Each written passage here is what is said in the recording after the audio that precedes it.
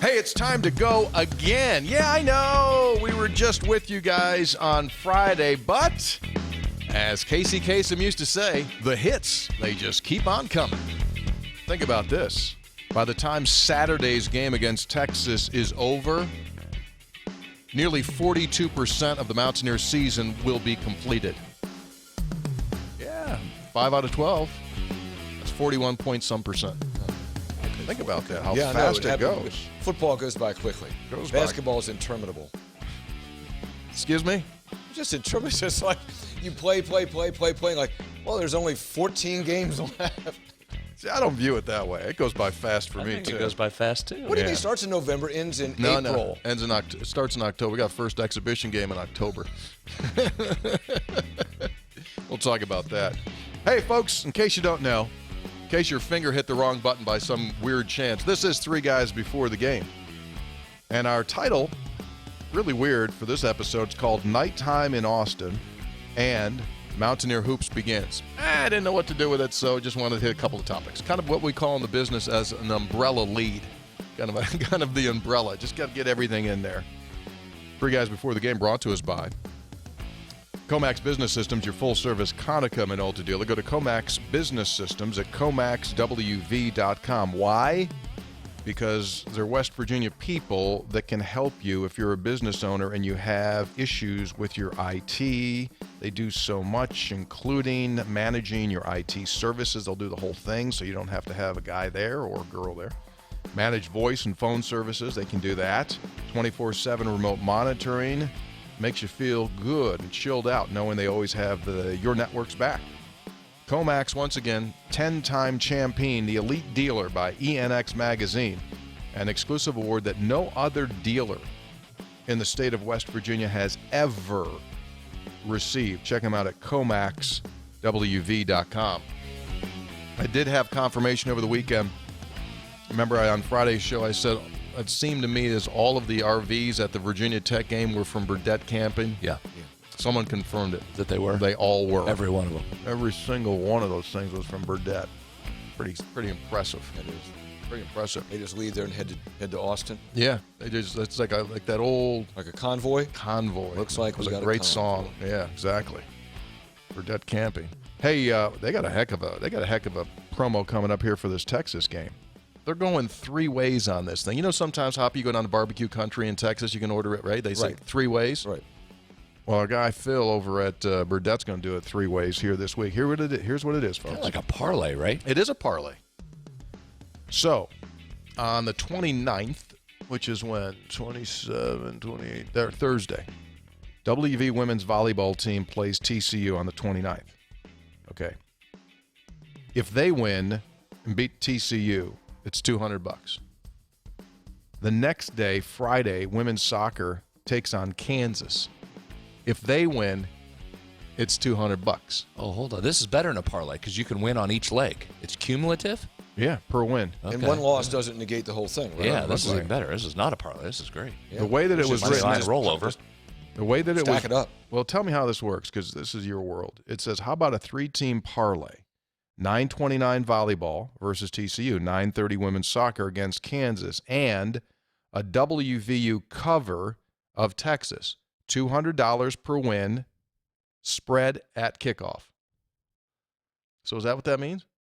Yeah, so I don't think it's cumulative there. I think we'll have to get some clarification for Thursday's show. Probably should have done that before. Probably should have done that before we went live on the air with it, but I thought it's $200 each, isn't it? We'll get. Hey, this is fine because it's Monday. We'll come back Thursday and we'll give you the clarification. Yeah, if it was a true parlay, you'd need to hit all 3 of those and then you win whatever it was. Oh. So you're saying you would need to win volleyball, then you would need to win soccer, then you would need to keep the number within whatever it's going to be at kickoff. Like right now, it's sitting 9.5, 10, -9, depends on where you look. West Virginia would have to. But if that was it, then it would be $600 if it happens, instead of $200 per each win. I think it's 200, 200, 200. I think it is too. That's what it sounds like. It's cumulative there. Yeah. We'll get it clarified. Okay, this worked out well. This was good for the marketing crew. Made that nice. Well, sometimes you just have to leave things up for debate. We'll fix it by Thursday. We'll have the answer by Thursday. But so the first thing is Thursday volleyball. Yeah. 29th against TCU. 27 Tuesday, 28 Wednesday. Yeah, 29th. Yeah. Okay, good. Gives you something to root for. I also like that because it carries you through. Like there's a Thursday, there's a Friday, there's a Saturday. Sure. Happy. We didn't need to have everything fixed just yet. We just needed to give you an idea that something's coming. On what to root for. You're rooting for volleyball on Thursday. That's the first thing. I root for West Virginia regardless. Yeah. Well, folks, since the last time we got together, how about that Big 12 conference? When the season began, I don't think you would have thought that the easiest opponent, FBS team on the schedule, would be Virginia Tech. But I think it is. I think it was. I think you can make at this point in the season, you can make an argument for that when you see the way the Big 12 is playing. And the Big 12, everybody's going to beat everybody. It's like the 8-4 league. I think you make a good argument for that. I think you're right on. I think you could go this. I saw this as well. There is no bad team. No. There is no bad team in the league. Nor is there a dominant team. Yeah, that's true. We got a lot to talk about. How about the weekend? Man, that was some good football on Saturday. Yeah. I mean, Texas and Texas Tech, that was a dandy. They set a Big 12 conference record. I did not know that dude just goes for fourth down just for the hell of it. They converted 6 fourth downs. 6 of 8, right? They ran 100 plays. They had the ball. Texas didn't have the ball. I mean, Texas Tech needed 17 plays in 9 minutes. Texas needed 3 plays in 20 seconds. It was an odd game. Very odd. Very odd game. I mean, you're right, Brad. I mean, just a peculiar game the way it was, because when Texas got up by 2 scores, you said, okay, well, they're going to pull away. And then Texas Tech came back, and then Texas Tech, you think they think, okay, they kicked the field goal, they got it, and Texas scores and gets a field goal in like 20-some seconds. Yeah. And then Bijan Robinson, who doesn't fumble, fumbles. I mean, just a weird game. This is interesting on Texas. This is applicable to Saturday, too. Keep an eye on this. This is from Rod Babers. So Texas is 7-9 under Sarkisian. 7 wins, 9 losses under Sarkisian. They've held a halftime lead in 5 of those 9 losses. They've held a fourth quarter lead in 5 of those 9 losses. Wow. And they've held double-digit leads in 4 of the 9 losses. Wow. So that's kind of Texas's MO under Sarkisian to do what they did to Texas Tech there. And the bummer to me is Texas Tech might have fixed its defense a little bit. I would have just assumed they just gone ahead and keep having bad defense and not worried about defense. Maybe not even have defensive meeting rooms down in Lubbock like they were under Kingsbury and company. I know they gave up 34 points, but they played pretty well defensively at times. Texas had some explosive plays, but they had to grind on some other ones. So they look better defensively. Donovan Smith, I was looking at the stats. He threw it 56 times, but they were still pretty even in run pass because they had so many offensive plays. They were more pass, but I mean, that'd be 44 runs if you threw it 56 times. See, the bummer for the Mountaineers though, I wanted Texas to come in with another win. You did not want them in off a loss, and here maybe even more to the point, Bijan Robinson does not fumble the football. Fumbled it once last year. He had that fumble in overtime. You probably don't get that break again. I would have preferred he just save that and do that against the Mountaineers. Yeah. Probably getting Bijan Robinson to fumble in back-to-back weeks probably doesn't That's going to be tough. That's a good point. I wanted the other way. I wanted Texas to lose for 2 reasons. One, because it's Texas and they're leaving the league. And second of all, I want them to have their confidence shaken a little bit. I mean, that's a confidence shaker to lose on the road to Texas Tech, who they don't normally lose to. So I want them shaken up a little bit, doubting themselves a little bit coming in. Okay, I'll buy that. You got it. I hope that works. You got it. Baylor, Iowa State. That was also interesting. Baylor doing the same thing it did last year. They put 16 guys on the offensive line. Like if you ever just pause it one time while you're watching the game and go, wait a second, I got to count how many guys. I did once. There were 16 guys on the offense. I had 7 tight ends. It was quite but they do that same stuff, man. Just kind of wear you down.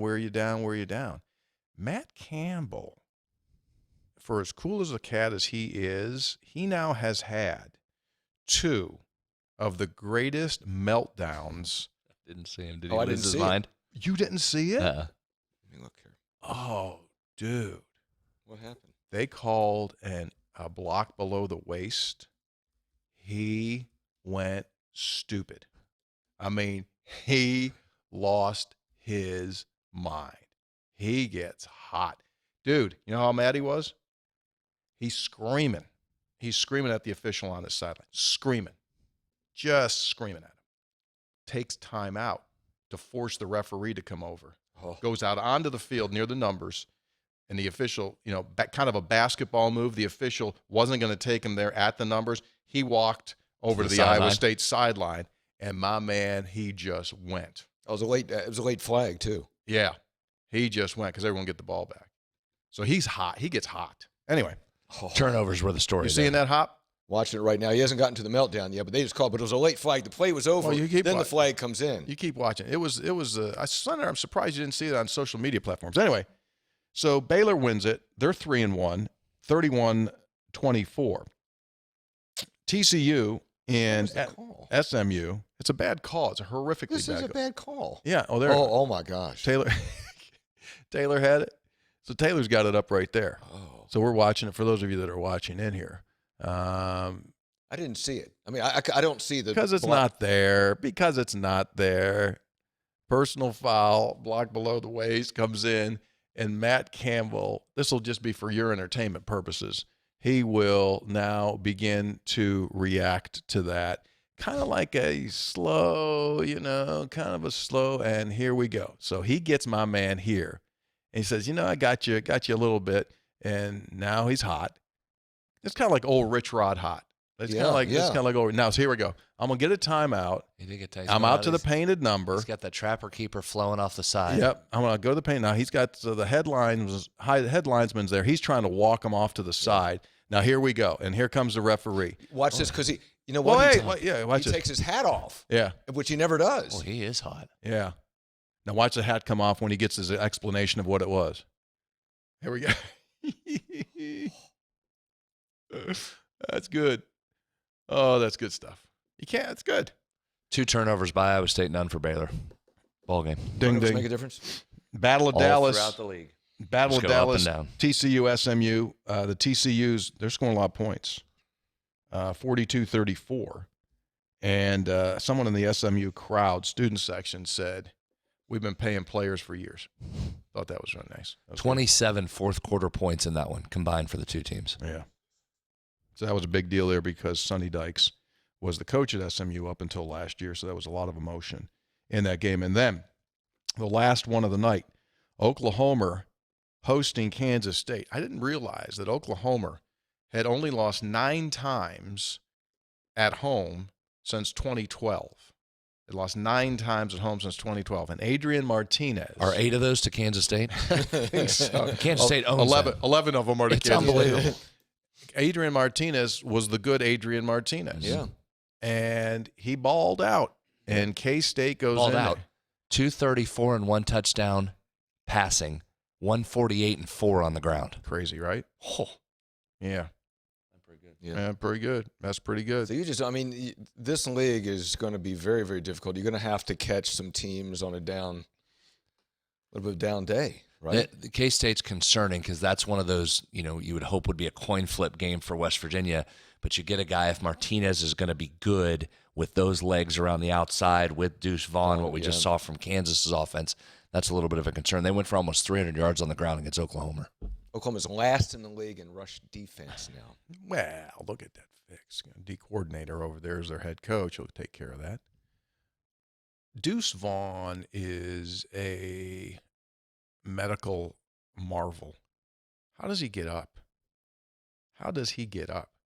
He's the size of a middle schooler, and he gets pounded. Like Oklahoma wasn't tackling him. They were like picking him up and just like crushing him, and he pops back up. He's fun to watch, man. He's fun as heck. He made one Oklahoma guy whiff. He Tavoned him. That one where he stepped right and went left. He Tavoned the Oklahoma guy stumbled back. The guy's not going to like that on film. No, but the whole question with him is, can he continue to do that week in and week out? Because at some point, someone's going to hit him right. But he is a small little dude that is as strong and as shifty. He's a solid dude, though. It's not like he's a little teeny thin dude. He can hammer. You know what he's like, Hoppy? Old school, Joe Morris from Syracuse. Right? That's kind of the deal he is. So that was the weekend gone by. Hold on, you're not going to mention Kansas? Well, did we talk about Jayhawks? What were we talking about? We were talking about before the show. Yeah, before the show. Oh, I thought. Sorry, I thought. Yeah, Kansas rolled again. Hey, folks, let me tell you something. That's how real this show is. Sometimes I don't even know if we're doing the show or not doing the show. We're just talking. Oh, we talked a bunch about. Okay, yeah, let's go in here. They're great at home. Okay, so won a home game as we predicted on our show before West Virginia opened against Pitt. Brad Hoppy and I all went on record saying that Kansas would be 2 wins away from bowl eligibility before the month of October, and it looks as though we're going to hit that. So I think Jalen Daniels is playing. I know he won't win the Heisman. He's playing at a Heisman level right now. Hoppy Heisman for September. Heisman for Daniels. Jalen Daniels. 324 and 4 touchdowns through the air. Ran for another 83 and a 5th touchdown. He has been absolutely lights out. And that's obviously what's making them go. He's putting those numbers up, not turning it over. That matches the good scheme they now have. They're really playing well. Home crowd, we talked about that sellout on Friday. Yeah. Did a great job. As an athletic director, when do you make a move for Lance Leipold and extend him? All right, you're already talking. So I would think it'll 2 be weeks. Soon, yeah. Don't you think you just do it in 2 weeks? Probably just to pretty soon. Squelch all the conversation. Yeah, from a PR standpoint, it's too bad for them they don't have it already ready and do it now when everything's rolling. Or at this point, they're so close to bowl eligibility, you might just work on it, have it buttoned up, announce it once they hit bowl eligibility, assuming they can get there, which I think they would. I think they've got 2 more games left in them. I saw an interview Lance Leipold did with Joel Klatt of Fox this past week, and Joel said, look, I'm not going to ask you about all this speculation about Nebraska and because it's not fair to you. He goes, well, listen, I appreciate that. He goes, you got to remember. He said, the right jobs are for right people. You have to take the right job for you. He goes, okay, look at me. I went to Wisconsin Whitewater, and I went to University of Buffalo. Not necessarily places people run to. I mean, there was a method behind my madness when I came to Kansas. I know that it's not like the attractive job. I totally do believe he wants to go there and make that a consistent winner. I really do believe that. But if I were him, you're gonna get the every dollar you can go, get, which he is. You walk in the AD, you go, I apologize. Name slips me. The basketball coach. What's his name? Self. I'll take as much as you're giving him. You can't. But see, here's why you stay at Kansas. So here's where college athletics has changed. It used to be you had to leave the Kansas job to go get the Nebraska job to get the money that comes with that. You don't have to anymore. They're going to open the bank, right? He's going to make $4 million. Sure. He's going to make $4 million to coach Kansas. Where getting to a bowl right now puts you in contention for a statue on the football side. Number one. Number two, the pressure doesn't reside with him. It resides with William himself. He's the one that's got to go win national championships. Lance Leipold just has to go win 6 games, get to a bowl. Why would you give up $4 million to go to Nebraska where, okay, maybe they'll give you 5, and I'm not poo-pooing $1 million, I get it. But you go to Nebraska where they think it's still the 80s and think they have to win national titles and Big Ten titles, which they're not, and they're a long way from that, and you win 9 games there and get fired. Why wouldn't you take the 4 and stay in Lawrence? I tell you why.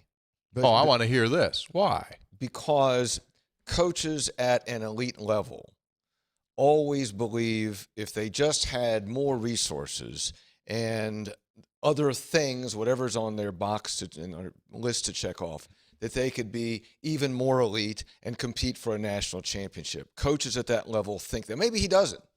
I'm just speaking generally about coaches. Therefore, it's like, okay, and I'm like Nebraska, we've won national championships. We can do it again. Look at all this stuff. Look at all this. Look at all this. Look at all this. And we'll pay you a lot more than you're making now. I mean, that's what happens. That's what happens. It does. I think I'm just going to be out on a limb here and say I don't think he's that guy. Well, he may not be. I don't know him from Adam. He might be that guy. I don't even care if he is that guy or isn't that guy. You're not taking Nebraska right now.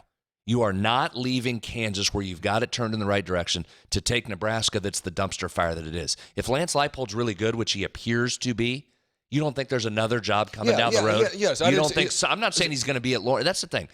There's no absolutes. Lance Leipold probably doesn't finish his career at Kansas. Maybe he does. Probably doesn't. But if he's as good as you think he is, he's going to get another run at this. Go get the money now and tell Nebraska to pound sand and figure it out on their own.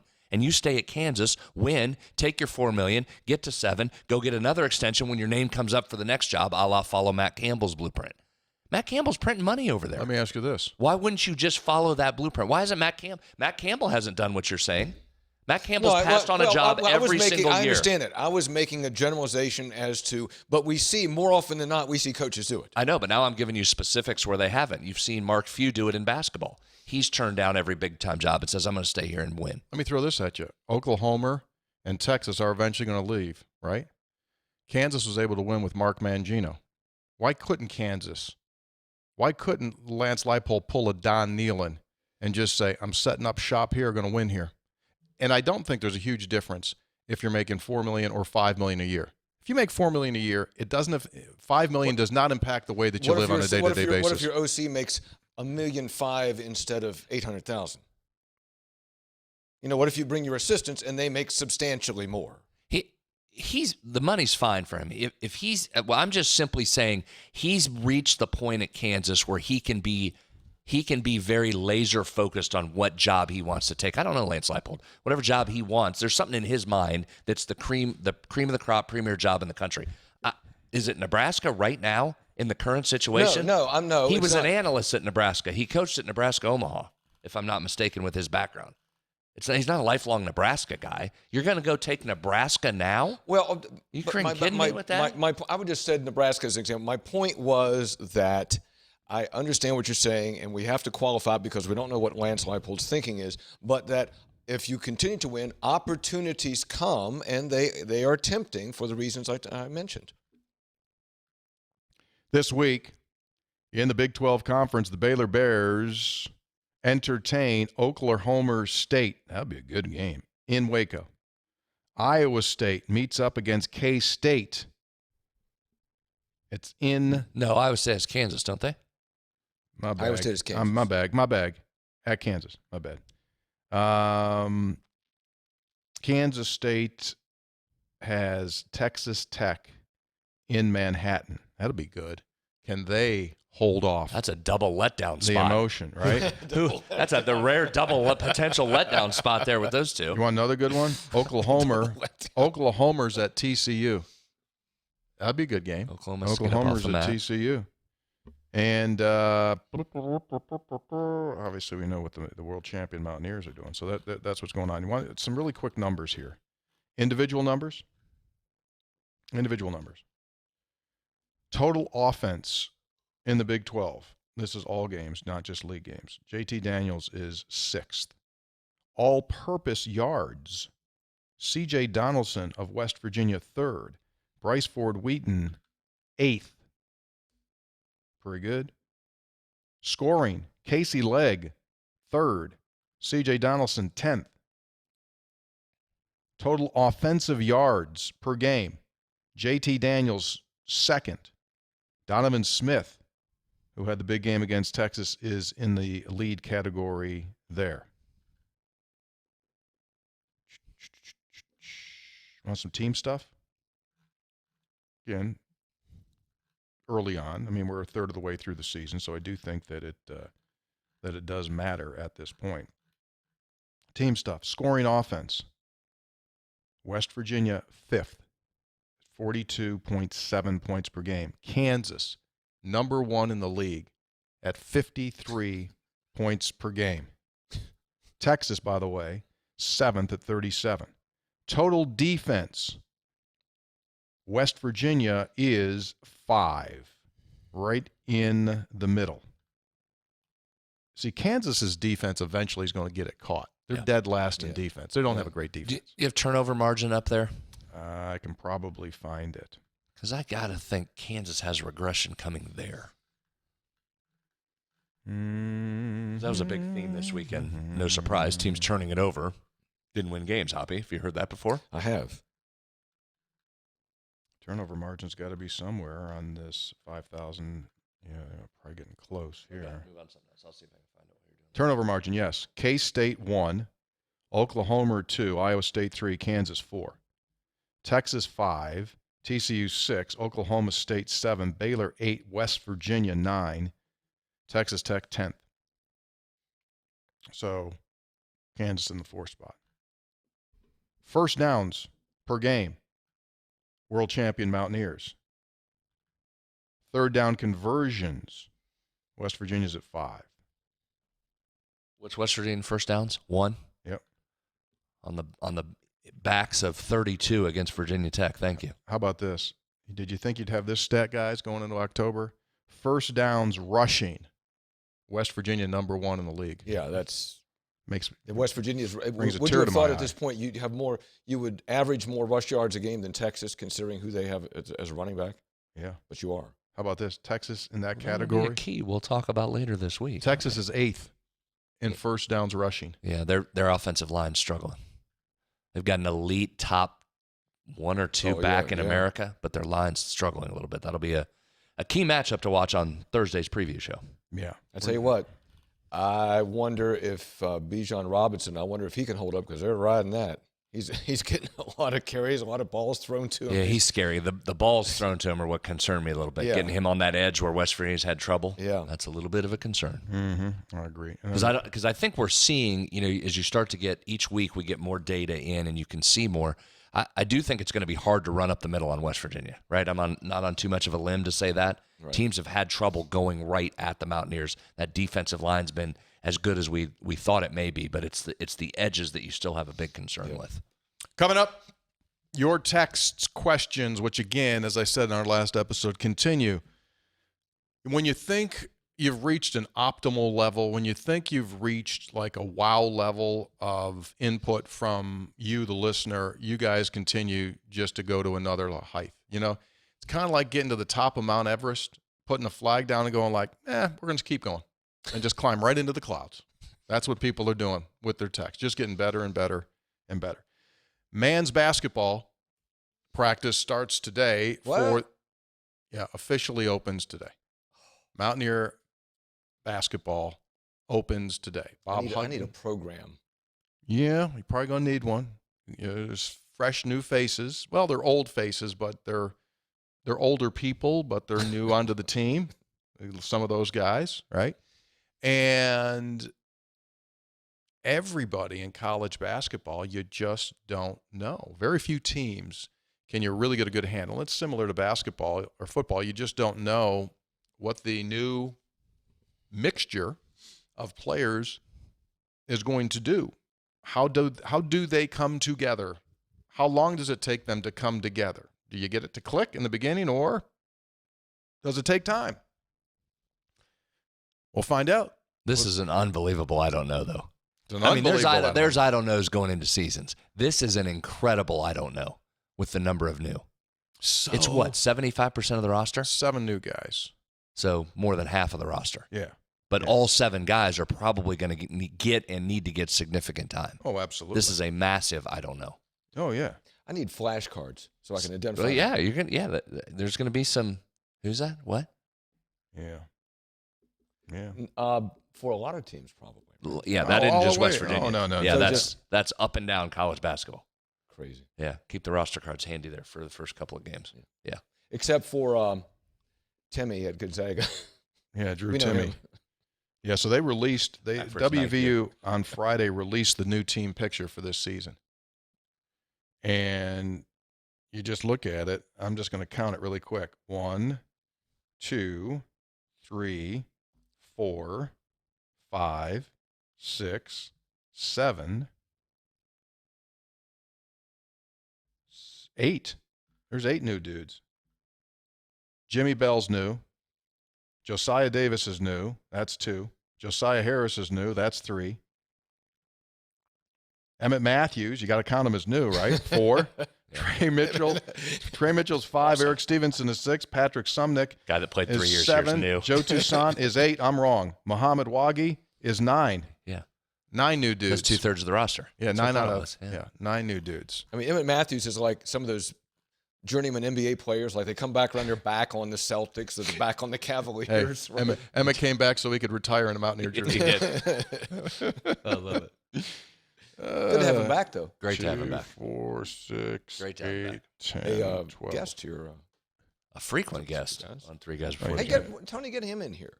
Can you? Well, I mean, sure, now, you can do anything with any player at any time. I mean, yeah, we could do get him that. in here. We do need to get him back. The first public appearance by the Mountaineers will be 14 October. 14 October, that's the Gold and Blue debut at the Coliseum. That's our off week in football. And then they're going to play an exhibition game against Don Nealon's alma mater, Bowling Green, on the 28th of October. Is that the one where nobody can go? Or? No. This is the one you can go. It's a fundraiser for Norma Mae Huggins. You're referring to the super secret scrimmage that nobody can know about until the box score is released 4 minutes after it's over. That one? That one. That you can't talk about until you get on and talk about it. The illegal one that nowadays they're streaming live. Hey, make sure this doesn't get out. But you can go to YouTube and watch it. It's fine. Just take a look there. All right. You guys ready? Yeah, let's hit it. Boy. Text again. Really. Oh.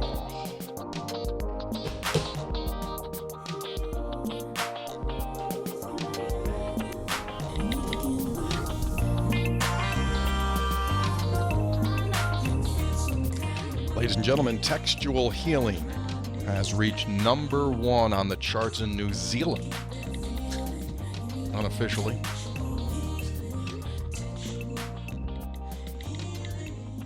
We start off today with textual healing with a gentleman I met last Thursday night.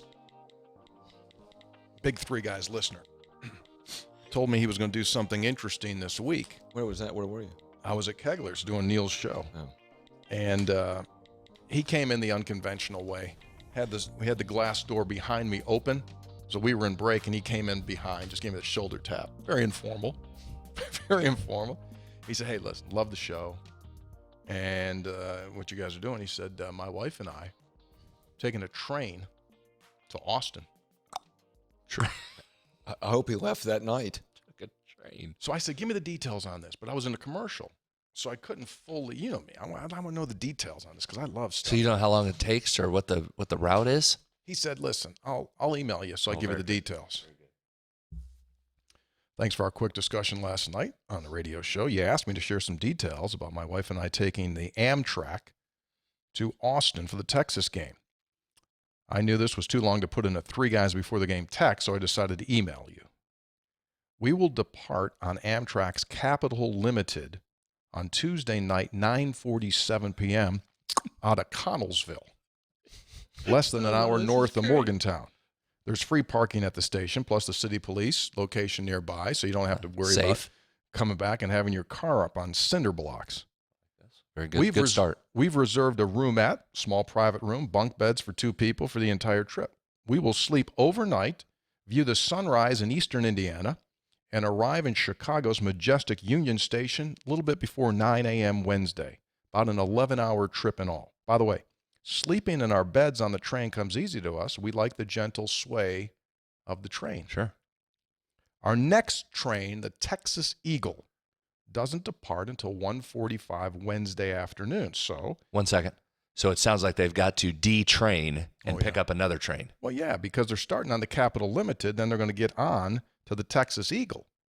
So they've got until about 2 in the afternoon. There is a Giordano's Pizza location nearby, so I plan to eat some authentic Chicago deep dish pizza. That's very good. When they pull the piece up for you, and that cheese is about 6 feet long, Hoppy, when they do that there. Well, I would suggest this to you, David. Order it like today because that doggone stuff takes so long to get. Yeah, takes a long time, yeah. Once we're in our roomette aboard the Texas Eagle, and the train departs, we'll be rolling southward through Joliet, Bloomington, Springfield, Alton, as well as other Illinois cities before crossing the Mississippi into St. Louis, 7:21 that night, with a great view of the famous arch. After midnight, we cross into Arkansas, then hit Texarkana around sunrise.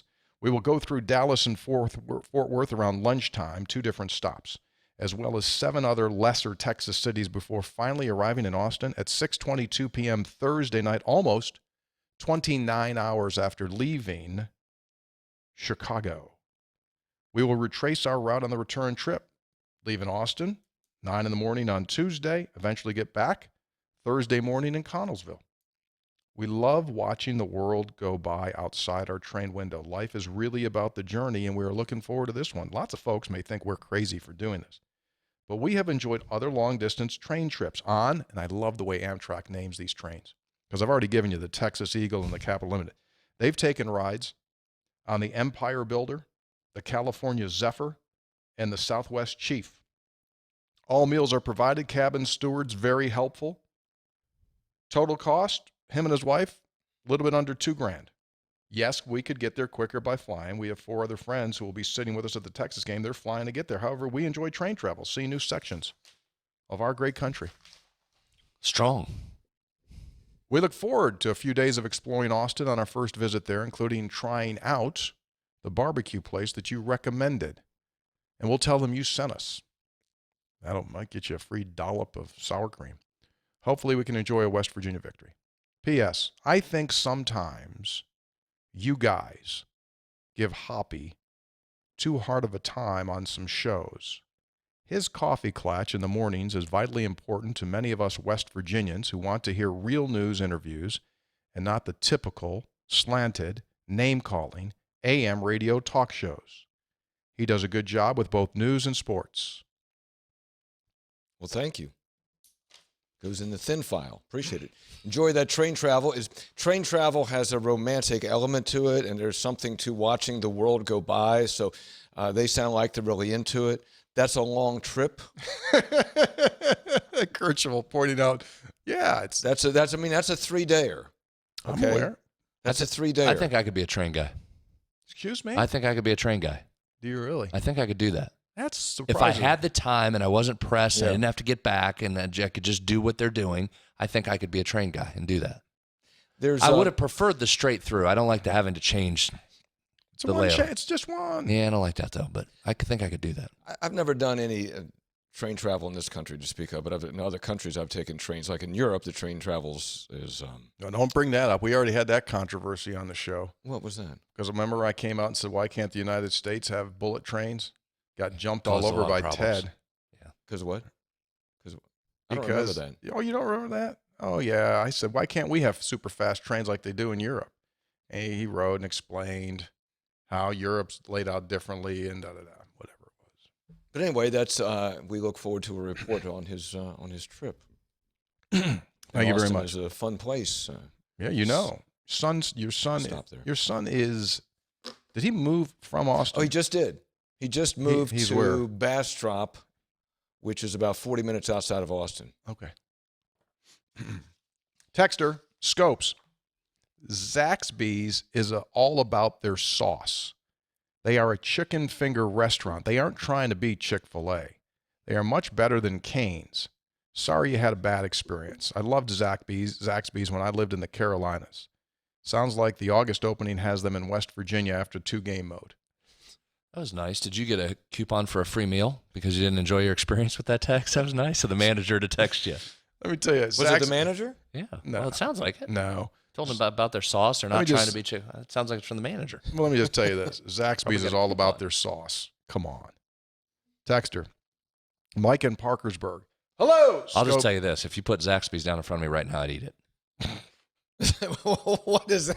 Is that because you're particularly hungry right now, or because what? Is it because you're hungry, or is it because your food management is notoriously bad? Notoriously bad. I almost brought you a bar before the show. Not disputing that. Would have eaten the bar probably. Bad food management again this morning. I'm starving. But I will also say this: he's a notorious food snob. Yes. So him not liking Zaxby's is not a surprise at all. Yeah. True. I have a feeling I would like Zaxby's more than he would. Well, I feel like... You could probably eat Zaxby's. No, look. You'd have like one chicken finger. and he cut it in 8 pieces. Right. And you'd have one for lunch, half of it for lunch and half for dinner, while I'm eating 3 different meals and eating some of yours and asking you if you're done with your sides. Can I have those? But I think you would enjoy it with me. I would. And sometimes it's about fuel. Okay? Sometimes you're just looking for fuel. I'm not like Tony. I can't have people waiting on me all the time and have like big service to me. Just like, I got to have something. I'm going to eat it now. I may regret it later, but this is going to get me through to the next thing. My brother, Nick, one time I saw him eating. I said, "You're eating a lot. What are you?" He said, I don't know when I'm going to eat again. I think that's in my mind, too. That is how you eat. That is how I eat. The upset of this isn't that you didn't like Zaxby's. Because, that's a little I don't know why you didn't call me before you went to Zaxby's. I could have told you wouldn't have liked Zaxby's. Because that's absolutely not you. The upset in this is, and you're burying the lead, you ate it twice on the same day after you already didn't like it. Well, I went and got it at lunch, and then it was the post-game meal. What was I supposed to do? I'm not going to eat. At the stadium, it was the post-game meal? Yeah. Yeah. Do you get any food when you get on the plane? You didn't think you could make the 20-minute drive to the airport? Was there food on the plane? I mean, I haven't been on a plane trip with the Mountaineers in 10 years. When I went, it was a ton of food, and that was when there were rules and budgets. There's none of those things now. There's got to be so much food on that plane, you don't know what to do. You couldn't make it 15 minutes? There's a tremendous amount of food on the plane when you sit down. However, I wanted to use that time to sleep. I wanted to have consumed my meal. So you didn't eat on the plane? Well, I might have. So you had no food on the plane. You slept? Because, again, you're talking to people that have been on the plane with you. You're talking to somebody that has sat next to you on the plane, and you've fallen asleep. You're sound asleep. You're hunched over in that weird position you get in when you sleep. You're out, and all of a sudden you just know when there's food coming by, you're up. Give me one of those. Give me that steak. I'll have that. And I'm looking at him, Hoppy, going like, how did he just wake up? I've been wanting to talk about the game for an hour and a half. He's been snoring, all pretzeled down, like under the. He's like a bag. He almost gets under the. He folds his way in. And then those flight attendants come through, and my man's 2 rows away. Got it. I need food. Give me that steak. And then let me know when the dilly bars are coming. True or false? Listen, True or false? This is true. Listen, what happened coming back the other night? 32-minute flight. There we go. Yeah. They had a big bag of food. I reached in while we were pulling out, and I ate the grapes because you can always trust the grapes. Then I went down. And just for whatever reason, like I opened up my left hand. Whatever reason. Yeah, whatever There's reason. the infamous whatever reason. Like a raccoon. And I look over and they got the wicker basket they're walking on full of the candy. Sure. So I come up. You're going to love this. You're going to love this. I came up, took a Kit Kat, went down. Listen to this. Went down, kept my eyes closed, opened it, broke it in half, pulled it out with my eyes closed. Yeah. Now it's about 2 in the morning, 2:30 in the morning, and I'm flying with my eyes closed, eating a Kit Kat, going, what in the hell are you doing? You're eating a Kit Kat with your eyes closed, hunched over. You didn't have a meal, though? Yeah. I ain't know because I ate the chicken.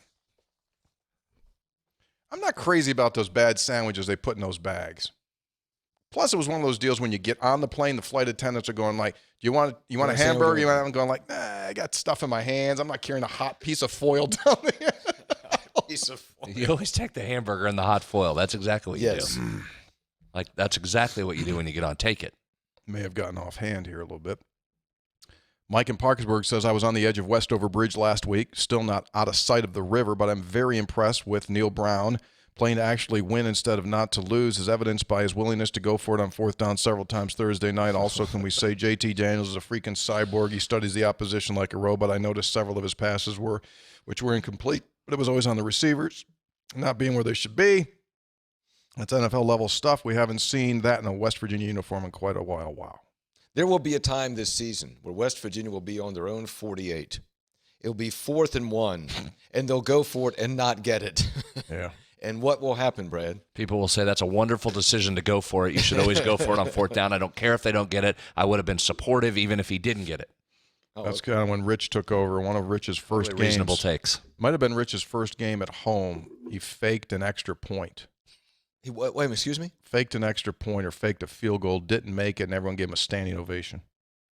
That's just the greatest thing ever. I have a vague memory of that. Yeah. Nick in Fort Ashby. Did it work? No, we got stuffed. People were happy for creativity. Everyone likes to live, gambling. Hey, 3 guys, long-time listener, 4th-time texter. Had some free time over the last couple days, went back and listened to the episodes leading to Dana's departure and the road to hiring Neil Brown. The excitement, hype, and fit all seemed to be spot on at the time. 4 years in, and the fan base is still hit or miss on their feelings. After a rough start to the season, did Neil cool his seat off with a dominant win over VPI? By the way, Dana, they barely beat Rice. Yeah, didn't Needed cover. 10 points in the 4th quarter, Brad, to beat Rice. Didn't cover. Yeah. Anytime you win, everyone feels better. All the way down, from fans to the highest level of University. Neil's not on any hot seat. He wasn't on a hot seat. I think that's the misnomer there. This isn't a game by game, hot, cold, turning the temperature up and down. It's a longer process and evaluation. Ted in Colorado, always a West Virginia connection. I'm hiking down a trail to my favorite trout stream wearing my West Virginia cap. So he's in Colorado. I look ahead, older couple hiking out. Gentleman blocks the trail and says to him, now he's got a West Virginia hat on. This guy says, I hate West Virginia. I smile and say, what did we ever do to you? He responds, you stole our coach and you ruined our basketball future. Had to be a Kansas State fan. I laugh and he says, this is not funny. I hate West Virginia, and he marched down the trail. That's unfortunate. Guy seems to be retaining some anger. By the way, I'll make a prediction. If West Virginia goes 5-7, but Neil Brown has not, quote unquote, lost the team. That is, they stay with him the whole time. You don't have these wholesale departures. There will be zero discussion about firing Neil Brown. I mean, maybe among the fans there will be no movement on Neil Brown from the athletics director. Yeah. Agree? Yes, totally agree. That guy held a lot of anger about that Kansas State stuff, wasn't he? Yeah, get over that. So guy came back to West Virginia. They arrested a guy. I saw it on his home. They arrested a guy on social media this week. They found him going back to the gravesite of his wife that had divorced him 48 years earlier, and he was urinating on the gravesite. Kept doing it. They put a security camera up, finally found out who it was. Her husband she had divorced 48 years earlier. Gee, I wonder why she divorced him. He's a jerk. Texter, hey, three guys, I empathize with our doctor friend that encountered the antisocial Virginia Tech fan in Hawaii. Back in July, I was at a dad and son summer camp out here in New Mexico. Of course, wherever I go, I try to wear the flying WV at least once or twice. There was a dad there that was obviously a big Sooner fan. He wore Oklahoma hats and shirts every day, and we were there for a week.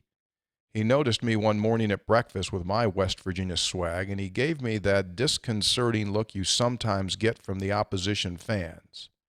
I tried to talk to him a couple of times that week, trying to use football as an icebreaker. He obviously didn't want anything to do with me, and I got the impression he intentionally avoided me.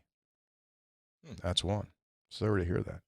Here comes another one. I was at Love Field in Chicago, catching a connector one evening in 2017. There were some Texas Tech partisans on the flight in their swag. I was in my West Virginia swag. West Virginia was facing Texas Tech that Saturday. All I received from them was a disconcerting stare. Some people just cannot enjoy these games and rivalries for what they are. Fun.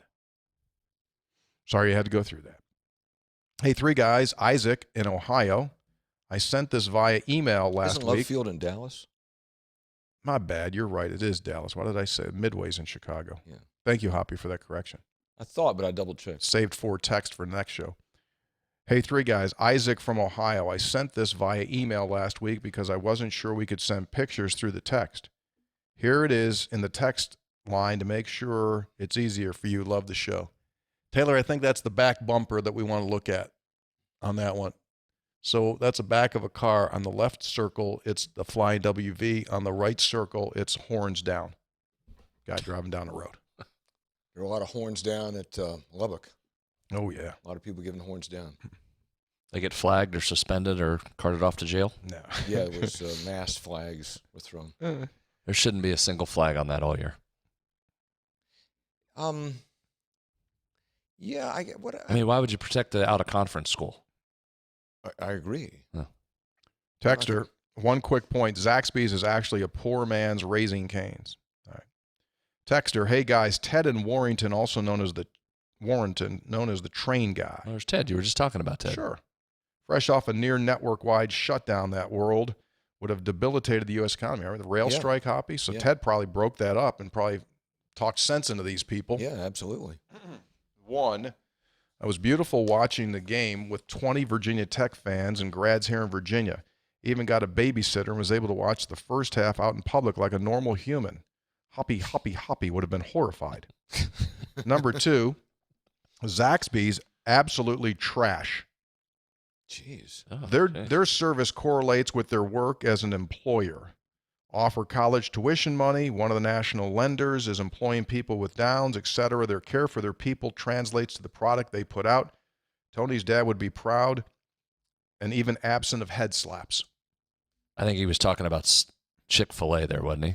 Didn't he come back and? Oh yeah, college football. Yeah, he was saying Chick-fil-A discussion. Yeah, I've never been to Zaxby's. I mean, is it a fast food? Yeah, it's like Popeyes. Where's Zaxby's? Just taking shots on the show here. I mean, similar type of heavily crunchy chicken. That's all it is. Let's get the batter on that chicken and heat it up to about 800 degrees and make the batter almost like crumb cake. You know, at Popeyes, though, you can get rice and beans. That's good. Texter, who has more for the Texas game? JT Daniels touchdown passes or Texas team total rushing touchdowns? Center, a little bit of a little prop there. Good one. Tony, the main reason Chick-fil-A, Hobby Lobby, and others are successful and others are struggling is this. Matthew chapter 6, verse 33. You may know the story behind the founders of these companies, especially Chick-fil-A. If you don't, go research their history. They close on Sunday, right? Yeah, in 633 I looked up. But seek ye first the kingdom of God and his righteousness, and all these things shall be added unto you. In other words, they base their business principles on the Bible. Texter, I hope it's not against the rules to send a text twice in one episode, but I wanted to share this picture. Okay, so this is the same person. This was on an interstate, me with my West Virginia plane on the front of my truck. A while back, I saw this genius on the interstate here in town. Me with my West Virginia plate on the front of my truck. Drove up beside him going, we'll say 75 in case law enforcement listens. We made eye contact. I gave him the horns up gesture for a second only. He, being a true Texas hater, knew instinctively what to do. In unison, we gave horns down at interstate speed. Texas haters everywhere, mostly because they're so easy to hate. Here's hoping we get plenty of opportunity to continue the gestures come Saturday, Phillip in Tampa. So that was Phillip in Tampa, that bumper that we showed you there. Jason, Charleston, South Carolina, hello. Looking forward to the momentum of a solid win in Blacksburg to carry over in horns down territory this coming weekend. However, this week's text is directed at the increasingly popular food and drink segment of the show. I know that Scopes is an Italian food aficionado. I believe he would undoubtedly raise a noise to any canned marinara sauce. That said, I tried Rao's homemade marinara for the first time. I could not believe that a canned sauce could taste that good. Have you guys tried Rao's before and have an opinion on it? Hoppy? I have not.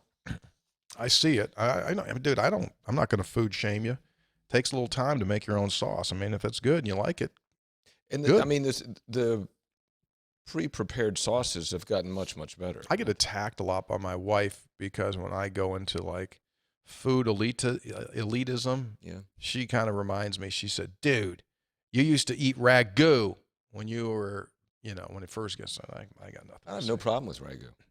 It's fine. You spice up a little bit, put a little garlic in there, a little olive oil. Take care of it.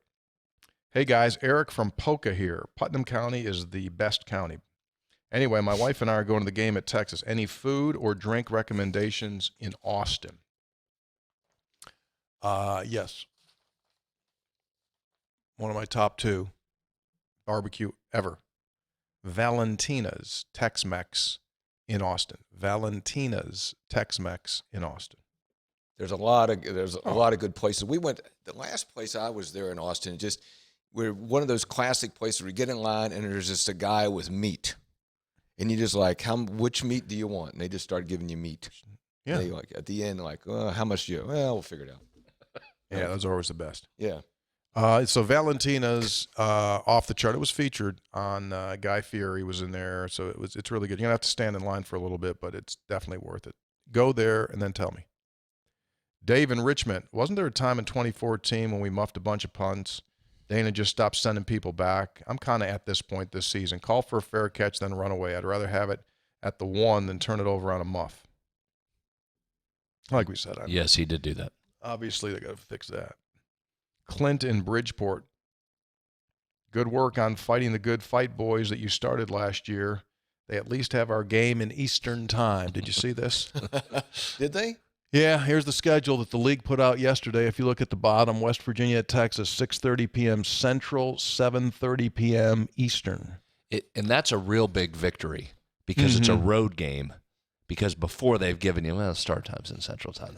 Road games haven't made it on there. That's a real big step in the right direction. A lot of people sent that to us, so we appreciate everyone that did send that to us. And we do feel, from a leadership perspective of this podcast, that we have made a movement.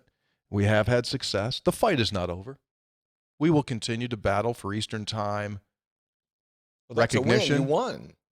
Well, there's other things. Now they just got to be consistent. Consistent is what we want. Now we want coming. Consistency. Meanwhile, the Big 12 is wishing that West Virginia would leave the league and they could stop hearing about it. They better buckle it up because you got 2 Easterns coming next year. See what they do. 3. Well, you got Houston's in their own zone. BYU's in their own zone. Yeah, 2 more. Cincinnati and Central Florida. They're going to be Eastern. Oh, I say 2 more. Yeah, 2 more. Mm-hmm. Greg in Catlettsburg. You all said before the start of the season there are so many unknowns in the league. After week 3, K-State no longer my dark horse. Oklahoma was unstoppable, still unsure about Kansas and Tech. After week 4, all I know is Kansas is good, and we may have been wrong about Max Duggan, TCU quarterback. So still many unknowns. But looking ahead to next week, and try with all your heart to give an un-Big 12 bias opinion. Which matchup wouldn't you want to watch compared to, say, the Big 10 or Pac-12 games? The 2 worst teams are going head-to-head are 2-2. The most exciting leagues besides the Fun Belt. Have a blessed day. Thank you. Yeah, like we said earlier, good. These are all good games. Yeah. All good games. Texter says, scope spreads in 3H. This is completely unrelated to sports, but completely related to the food sector of the podcast. I couldn't help but relate to Tony and Brad's food control problems, as I nearly ate a full 8-ounce block worth of cream cheese. That's an ingredient to my pathetic copycat version of the black bean dip from the So Long Saloon in Manhattan, Kansas. I can't recommend the real deal enough the next time you're in Manhattan. Enjoy the show, and let's go Mountaineers. Boy, 8 ounces of cream cheese. Man, that's... Ooh, dog. You better break that down with something. I'm going to be in there with him. Really? Take a little bite of that, spread on a cracker as you're making stuff. 8 ounces? Bite, 8 ounces. 8 ounces? 8 ounces? Well, probably. Wow. Texter. You've never really eaten with me. You know, I'm not sure I have. Yeah, you don't really know. You only see me eating in like 15-second increments on the show on our game day coverage when you got to wolf it down in a commercial break. Well, we get food. We get a lot of food for our game day coverage. And Brad has to be fed. So we're like, how long is the break? What do we got, 3 minutes? Okay. And he'll just get something. I mean, it's boom, kills it. Mm-hmm. About 3 minutes. I once ate a steak from Texas Roadhouse in a commercial break during the Rich Rodriguez sports line. True story. Took the break, picked up that steak, didn't have any bone. I just crushed the entire steak in a commercial break, which couldn't have been more than 4 minutes. Hey, do what you got to do. P1 Jason in Dallas. Hey, guys. Was surprised to see Tony launch right off the top rope on Zaxby's. Not that I disagree, especially on the overall sentiment of subpar customer service and general industry.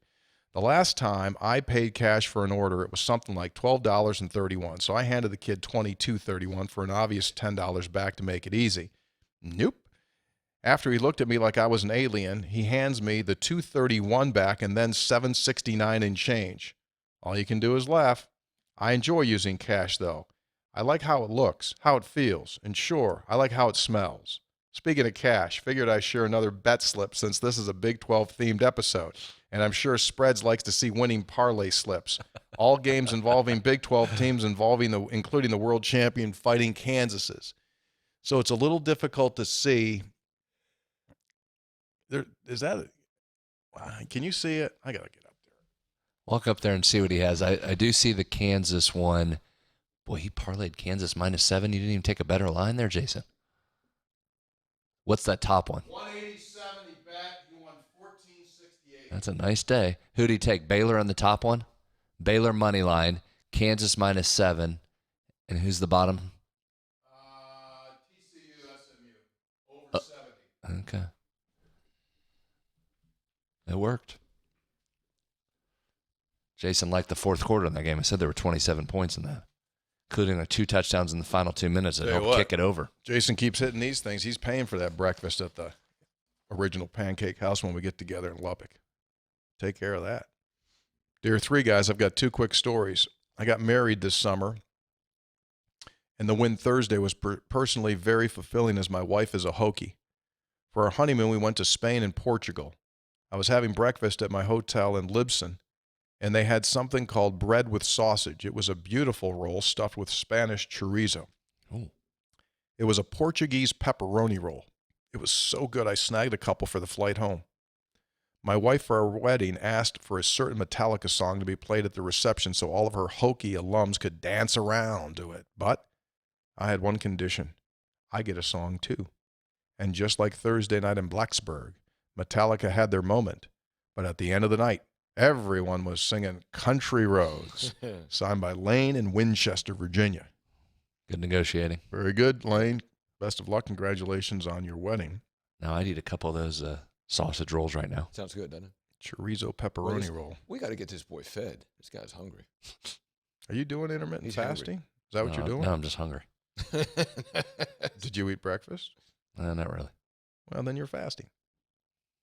Texter, scope, spreads, and hoppy 3 times. Love the reference Tony made that spreads could be the name of a guy in the mob. It got me thinking, what was the saying Tony had about the Italians and concrete shoes? He said it over the summer, and I remember laughing about it all day. What I said was, the river is deep and cement is cheap. That's what I said. Also, can we get a spreads segment from Spreads on a weekly basis since we don't have as great sports gambling podcast anymore? Thank you, Zach from Charleston. Thank you, Zach. So you're not doing Game Within the Game right now here, but you do a gambling podcast with your boy, Dave. Yep, Dave from Dave Sharapan. What's the name of it? 8 in the box. The number 8 or the word? Word 8 EIGHT? 8 in the box. Thank you for asking. 8 in the box, available probably on that Apple podcast, or Spotify. Or wherever you get your podcasts. Yeah, sure. Thank you. That's what Dave Sharapan, who was on Game Within the Game with me. Longtime Las Vegas odds maker. Dave's terrific. Terrific. He has a lot of hats. Was he on West Virginia? Huh? Was he on West Virginia against Virginia Tech? Yeah. He wears a lot of he wears a baseball hat. Got a great hat collection. How many? Hundreds. Hundreds, right? Hundreds. Yeah. Texter, mental or muscle memory are both good and a problem. Good when it comes to proper golf swings and foul shots. Bad when it comes to seeing a name on jersey and assuming it has to be good or bad. See Texas and Kansas. Texas getting overhyped for the 113th year in a row, and now, because Kansas has been Kansas for so long, no one assumes they're not top 25 legit. They should probably be top 15. Preseason expectations should be removed once the games start. Also, maybe Hoppy should go to the Buckwheat Festival this week. He could get lost in the crowd, wear a disguise, and no one knows he is there. There you go, Hop. I was out this week. You went somewhere? I was in Wheeling. Really? Yeah, out in public much of the day. For an event or just out? Just out. What does one do wandering around Wheeling? Well, we were marking my 20th anniversary, and we got married. You'll recall. I was there. You were there. We got married at Ogle Bay. Your 20-year anniversary. 20-year anniversary. Holy cow. Yeah. Congratulations. Happy anniversary. Thank you. You and So we Karen. went to Ogle Bay, which is beautiful, and wandered around Ogle Bay and went down to Market Street and had a bite to eat. It was nice. Enjoyed the day. But you know what? I don't think I had any interaction with anybody. Stunner. Except my wife. I did order for myself in the restaurant. You did? Yes. Had an ice cold beer and a burger. So you didn't cross by anybody at any point? Oh, Anybody I crossed, say but hi? I didn't. He runs across the street. When he sees people coming, he goes, come on, Karen, go to the other side. No one gave you a love three guys while you were up there? I'm disappointed in that. I'm surprised by that. We did not have any. We did stake out the old Cooey-Benz building. Excuse me? The Cooey-Benz building. Okay. Wheeling has a lot of great old architecture and old buildings. I mean, it's really a pretty neat place to walk around. Remember last episode, we showed those pictures of the San Marzano tomatoes in the store called Jungle Jim's. You brought one in. Yeah. By the way, I ate it after the show. Was it? Oh, gosh, was that good. Was it?